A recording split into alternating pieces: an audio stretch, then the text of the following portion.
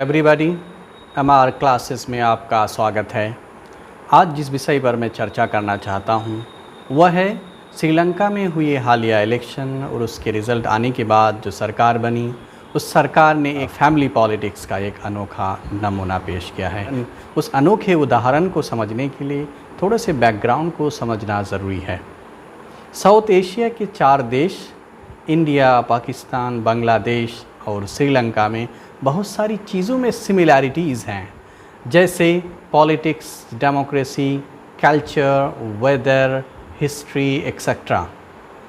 अगर हम family politics की बात करें तो इन 4 देशों में भी एक सिमिलैरिटी मिलती है। इंडिया, पाकिस्तान और श्रीलंका 1947 को आज़ाद हुए और पाकिस्तान से अलग होकर बांग्लादेश 1971 को स्वतंत्र हुआ। और इन 4 देशों में परिवारवाद कुछ इस तरह से है कि बांग्लादेश के अभी तक 50 साल होने को हैं, उन 50 सालों में 34 साल तक 34 इयर्स तक वहाँ के 2 परिवारों ने हुकूमत की है। एक मुजीब परिवार, एक ज़िया परिवार। मुजीब परिवार में शेख मुजीबुर रहमान राष्ट्रपति थे, प्रधानमंत्री रहे, और शेख हसीना जो उनकी बेटी है जो अभी प्रधानमंत्री है, इन दोनों ने मिलकर 20 साल तक हुकूमत की है। उसके बाद ज़िया परिवार में ज़ियाउर रहमान और उनकी पत्नी खालिदा ज़िया दोनों ने मिलकर 14 साल तक बांग्लादेश में हुकूमत की है। तो अगर हम पाकिस्तान की बात करें तो भुट्टो परिवार ने 17 साल तक हुकूमत की है। सबसे पहले जुल्फ़िकार अली भुट्टो वहाँ के प्रधानमंत्री राष्ट्रपति रहे, उनकी बेटी बेनज़ीर भुट्टो प्रधानमंत्री रहीं, फिर उनके पति आसिफ अली ज़रदारी वहाँ के राष्ट्रपति रहे। इन तीनों ने मिलकर वहाँ की 74 में से 17 इयर्स तक हुकूमत की है। और अगर भारत की बात करें तो यहाँ गांधी नेहरू परिवार ने यहाँ के 74 में से 37 इयर्स तक यहाँ उन्होंने हुकूमत की है। पहले जवाहरलाल नेहरू, फिर उनकी बेटी इंदिरा गांधी, फिर उनके बेटे राजीव गांधी ने ये 34 इयर्स तक हिंदुस्तान पर हुकूमत की है। और अगर श्रीलंका की बात करें तो श्रीलंका में इससे कहीं ज़्यादा है। वहाँ के इस 74 में से 53 इयर्स तक 3 परिवार, इनमें 1 या 2 परिवार होते थे, वहाँ 3 परिवारों ने मिलकर 53 इयर्स तक हुकूमत की है। श्रीलंका के उन 3 परिवारों में से पहला परिवार DS सेनानायका का है, जो वहाँ के पहले प्रधानमंत्री थे। उनके बाद उनके बेटे डडली सेनानायका प्रधानमंत्री बने, फिर उनके भतीजे सर जॉन कोटालीवाला प्रधानमंत्री बने। इन तीनों ने मिलकर वहाँ 15 साल तक वहाँ के प्रधानमंत्री रहे।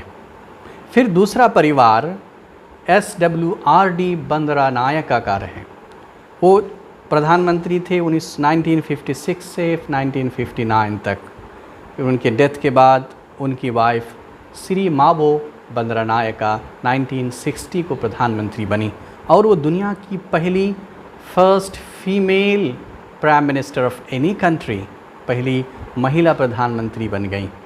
फिर 1970 को बनी, फिर 1994 से 2000 तक वो प्रधानमंत्री रही।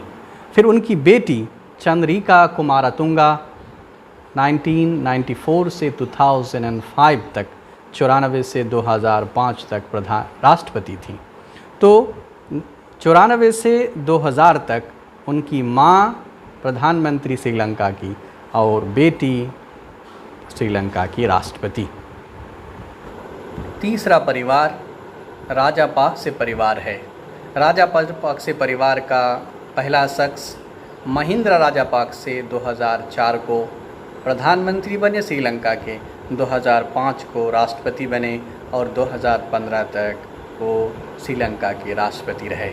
जब वो राष्ट्रपति थे तो उन्होंने अपने 3 भाइयों को, बासिल राजापाक्से को कैबिनेट मिनिस्टर बनाया, चमल राजापाक्से को पार्लियामेंट का स्पीकर बनाया और गोटाबाय राजपाक्से जो अभी वहाँ के राष्ट्रपति हैं उनको secretary to ministry of defence बनाया। महिंद्रा राजापाक्से 2015 में प्रेसिडेंशियल इलेक्शन हार गए, पर 2019 में उनके भाई गोटाबाय राजापाक्से उम्मीदवार बने और वो प्रेसिडेंशियल इलेक्शन जीत गए।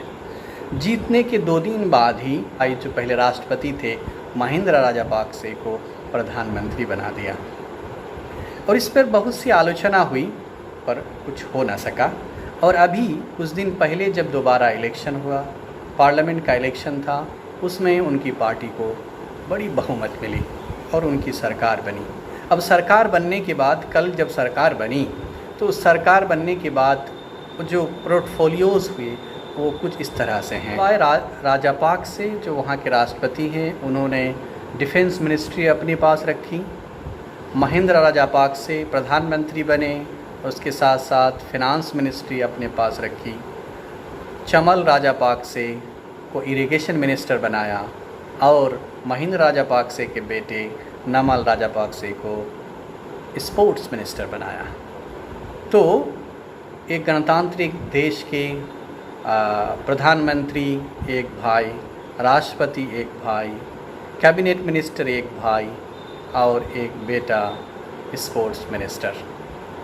इस तरह एक देश के प्रधानमंत्री, राष्ट्रपति 2 भाई, प्रधानमंत्री माँ, राष्ट्रपति बेटी, इस तरह के उदाहरण कहाँ हैं, हमें ये जानने की ज़रूरत है। आज यूनाइटेड नेशंस के जो कुल सदस्य हैं वो 193 हैं। 193 जो देश हैं, उन देशों में से 58 कंट्रीज़ ऐसे हैं जहाँ के हेड ऑफ़ द स्टेट और हेड ऑफ़ द गवर्नमेंट एक ही शख्स होता है। जैसा कि यूनाइटेड स्टेट्स ऑफ अमेरिका और साउथ अफ्रीका के प्रधान राष्ट्रपति वहाँ के हेड ऑफ़ द स्टेट और हेड ऑफ़ द गवर्नमेंट दोनों होते हैं। बाकी 135 देशों के में हेड ऑफ़ द स्टेट अलग, हेड ऑफ़ द गवर्नमेंट अलग। तो कुछ देशों में मोनार्क होता है और 93 देशों में 93 देशों में प्रधानमंत्री हेड ऑफ़ द गवर्नमेंट और राष्ट्रपति हेड ऑफ़ द स्टेट होता है।